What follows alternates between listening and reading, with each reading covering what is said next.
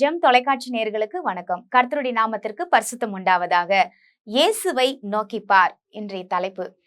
இன்னைக்கு பாருங்க, இயேசுவை நம்ம நோக்கி பார்க்க போறோம். அதனால இன்னைக்கு என்ன ஒரு வசனம் பாருங்க, யோவான் சுவிசேஷம் 14:16.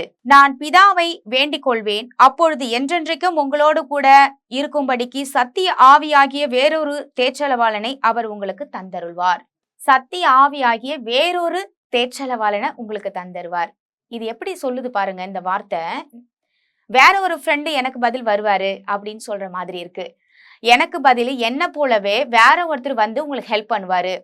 இயேசு கூட வாழ்ந்து பாருங்க, 30 வருஷமா வாழ்ந்துட்டாங்க. 33 வருஷம் மொத்தமா பாருங்க இந்த உலகத்துல இயேசு வாழ்றாரு. அப்போ சீஷர்கள் என்ன நினைச்சிருப்பாங்க, அவர் வந்து இறந்த அப்புறமா 3ஆம் நாள் உயிர் தெழுந்து 40 நாள் தரிசனம் கொடுத்துட்டு அப்புறமா பரமேறும் பொழுது எவ்வளவு ஒரு கவலையா இருந்திருக்கும். 30 வருஷமா இந்த உலகத்துல வாழ்ந்தவர் 3 வருஷமா கூடவே இருக்காங்க. கூடவே இருந்தவங்க ஒரு நாள் வந்து இல்லைன்னு நினைக்கும் போது அந்த இடத்துல அந்த அதிர்ச்சியை யாராலையுமே தாங்க முடியாது. அப்போ பாருங்க, நீங்க திக்கற்றவங்களாக நான் விடமாட்டேன், நான் உங்களுக்கு ஒரு தேற்றளவாளனை அனுப்புவேன் இயேசு கிறிஸ்து சொல்றார். சத்திய ஆவியாகிய தேற்றளவாளனை நான் உங்களுக்கு அனுப்புவேன். எனக்கு பாருங்க, பரிசுத்த ஆவியானவரை எப்படி பெற்றுக்கொள்றது அப்படின்னு எனக்கு தெரியாது. அப்படிதான் நான் வாழ்ந்தேன். ஆனா இந்த வசனத்துல நம்ம படிக்கும் பொழுது இந்த வார்த்தையில தெரியுது, தேற்றளவாளனாகிய பரிசுத்த ஆவியானவரை பெற்றுக்கொள்ளணும் அப்படின்னா சூப்பர் ஐடியா கிடைச்சிருக்கு. எப்படின்னா இயேசுவை நோக்கி பார்க்கணுங்க.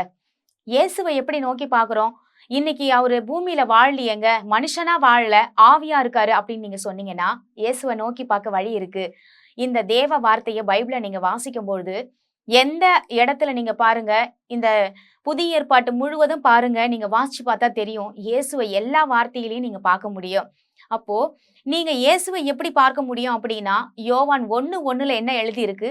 ஆதியிலே வார்த்தை இருந்தது, அந்த வார்த்தை தேவனிடத்தில் இருந்தது, அந்த வார்த்தை தான் தேவனாயிருந்தார். இந்த வார்த்தை தாங்க இயேசு. பைபிள்ல எழுதப்பட்ட வார்த்தையை நீங்க என்னைக்கு பைபிள்ல எடுத்து படிச்சுக்கிட்டே இருக்கீங்களோ, வாச்சி பாருங்க, தேவனுக்கு முதலிடம் கொடுக்குறீங்களோ, இயேசுவை பார்க்க ஆரம்பிச்சிட்டீங்க. இயேசுவை பார்க்கறதுன்னா நிறைய பேர் கனவுல பார்க்கலாமா, இல்ல நேர்ல தரிசனத்துல ஏன் நமக்கு மட்டும் வெளிப்பட மாட்டாருன்னு சொல்லி நினைக்கிறீங்க.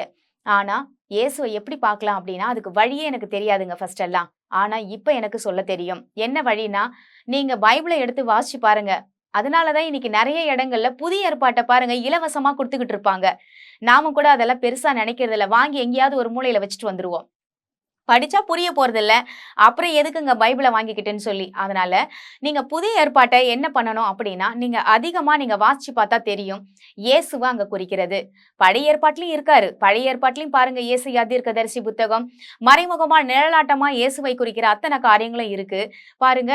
ஆனா புதிய ஏற்பாட்டை நீங்க வாசிக்கும் பொழுது டைரக்டா இயேசு கிறிஸ்துவை பாக்குற மாதிரி நீங்க இயேசுவை நோக்கி பாருங்க, பார்த்துக்கிட்டே இருக்கும் பொழுது, இயேசுவை நோக்கி நீங்க பார்த்து கொண்டே இருக்கும் பொழுது பாருங்க, நீங்க பரிசுத்த ஆவியானவரை பெற்றுக்கொள்வீங்களாம். பரிசுத்த ஆவியானவர் வந்தா என்னெல்லாம் நடக்கும் தெரியுங்களா? உங்களுக்குள்ள இருந்து ஒரு மனுஷன் பேசுற சத்தத்தை கேட்பீங்க. மெல்லிய குரலால அவர் பேசுவார். எப்படி பேசுவார் அப்படின்னா, மனசாட்சி உங்ககிட்ட பேசுறதை நீங்க கூர்ந்து கவனிச்சிருக்கீங்களா? சத்தம் ரொம்ப பெருசா கேட்காது, ஆனா நல்லா பாருங்க புரியும் நமக்கு பேசுறது. அதே போலதான் பரிசுத்த ஆவியானவரும் பேசுவார். ஆனா சில நேரங்கள்ல பாருங்க, அவர் கத்திய போல அந்த வார்த்தை பாருங்க, சுட்டெரிக்கிற வார்த்தை மாதிரி சத்தமா பேசுவாரு.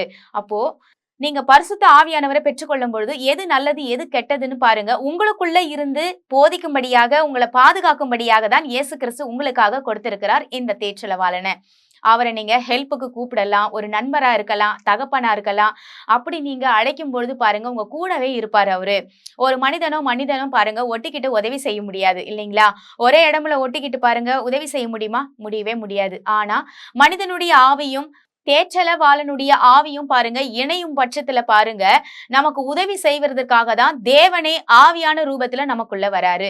அப்போ இன்னைக்கு நம்ம எதுக்காக ஜபிக்க போறோம் அப்படின்னா, பரிசுத்த ஆவியானவரை இன்னைக்கு நம்ம அழைக்க போகிறோம். இன்னைக்கு எதுக்காக அழைக்க போகிறோம் அப்படின்னா, அவர் நம்ம கூட இருந்தா, நம்ம கூடவே இருந்து நமக்கு உதவி செய்வார், நம்ம வாழ்க்கையில ஜெயத்தை கொண்டு வருவார். எங்கள் அன்பும் இரக்கமும் நிறைந்த நல்ல தகப்பனே, நாங்கள் மண்டையில் வருகிற சுவாமி, இந்த நாட்கள்ல ஆண்டவரே, நாங்கள் ஆண்டவரே விசேஷமான ஒரு வார்த்தையை நாங்கள் ஆண்டவரை கேட்டோம். என்னன்னா, இயேசுவை நோக்கிப்பார். நாங்க இத்தனை நாள் இயேசுவை நோக்கி பார்க்கணுமா அப்படின்றதே எங்களுக்கு தெரியல. சிலுவையை நோக்கி பாருன்னு சொல்லி வேதத்துல எழுதியிருக்கு. ஆனா இயேசுவை நோக்கி பார்க்கிறது எப்படி அப்படின்னு எங்களுக்கு தெரியலப்பா. ஆனா எப்படி பார்க்கணும் அப்படின்னு சொன்னா, வேதத்தின் அடிப்படையில நாங்க வேதத்தை வாசிக்கும் பொழுது அந்த வார்த்தை தான் இயேசுவா இருக்கிறாரு. வார்த்தையை நாங்க நேசிக்கும் போது இந்த வார்த்தை தேவன் என்கிட்ட பேசுறாரு. இதை நான் படிக்கும் போது, இந்த வேதத்தை வாசிக்கும் பொழுது, இந்த வேதம் எவ்வளவு அற்புதமான நிறைந்த ஒரு ஆண்டவரே எங்களுக்கு பொக்கிஷமாக நீங்க கொடுத்திருக்கீங்க. வாசிக்கும் பொழுது இயேசுவோடைய இன்னைக்கு நாங்க நேரடியாக உருவத்தை பார்க்கலனாலும் அவர் வார்த்தையின் மூலமாக எங்களை தேற்றுகிறவர், வார்த்தையின் மூலமாக எங்களுக்கு ஒரு வரைபடத்தை கொடுக்கிறவர், கனவை கொடுக்கிறவர், லட்சியத்தை கொடுக்கிறவர், எங்களை ஆசீர்வதிக்கிறவர் என்ற ஆண்டவரே நாங்கள் நாங்கள் ஆண்டவரே ஜெபிக்கிறோம் சுவாமி. ஏனென்றால் எங்களை ஆசீர்வதிக்க நீங்க வந்தீங்க சுவாமி. எங்களுக்கு பரிசுத்த ஆவியானவரை பெற்றுக்கொள்ளுகிற ஸ்லாக்கியத்தையும் பாக்கியத்தையும் நீர் கொடுத்திருக்கிறீர். உமக்கு கோடான கோடி நன்றி சொல்லி நாங்கள் ஜெபிக்கிறோம். ஜீவனுள்ள நல்ல தகப்பனே, ஆமேன்.